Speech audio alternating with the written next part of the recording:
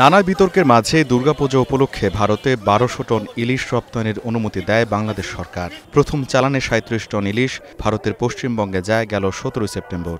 এরপরই স্তিমিত হতে শুরু করে রপ্তানি। পরবর্তী ১০ দিনে যায় ৪০ টনের কিছু বেশি ইলিশ। স্বাদ ও মানে প্রতিবারই দুর্গাপূজায় পশ্চিমবঙ্গের ক্রেতাদের চাহিদার তুঙ্গে থাকে বাংলাদেশের পদ্মার ইলিশ। এবার অবশ্য চড়া দামের ফলে আগ্রহ কমে এসেছে। এখন আসছে না, দামটা বেশি বলে লোক আর আনছে না। মানে 1 কিলো সাইজ মাছ ১৫00-১৬০০ টাকা দাম। এই মুহূর্তে বাজারটা সেইভাবে ডাউন আছে, বাজার বিক্রি হবে না, যার জন্য লোক আনছে না। ওখানেও বন্ধ করে দিয়েছে। ২,০০০-২,৫০০ টাকা কিলো বলছে, ওখানে হয় ও আড়তে হয়ে বাজারে কেউ বেচতে পারবে না। বাজার ঘুরে দেখা যায় গুজরাট বা মিয়ানমারের ইলিশের তুলনায় দামের বিশাল তারতম্যের ফলে আশানুরূপ বিক্রি নেই বাংলাদেশি ইলিশের। অন্যদিকে ২১ সেপ্টেম্বরের পর বাংলাদেশ থেকে ইলিশের কোনো চালান যায়নি ভারতে। তো আমরা আশা করছিলাম যে ৪০০-৫০০ মেট্রিক টন তো আসবে মিনিমাম, কিন্তু এত দামে আমাদের এখানে মাছ চলছে না।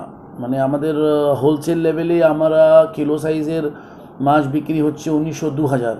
তো এই দামে মাছ এখানে চলছে না। সুতরাং আমরা মানে খুব কম মাছ নিয়ে আসছি। কয়েকজন ছোট মাছ নিয়ে এসছে ৬০০-৭০০ গ্রাম, তো সেটাও নামমাত্র। বাংলাদেশের মৎস্য অধিদপ্তর আগামী ৫ অক্টোবরের মধ্যে ভারতে ইলিশ রপ্তানির সময়সীমা বেঁধে দিয়েছে।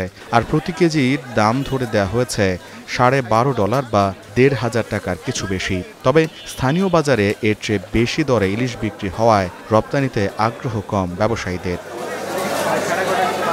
গোলাম কিবরিয়া, স্টার নিউজ।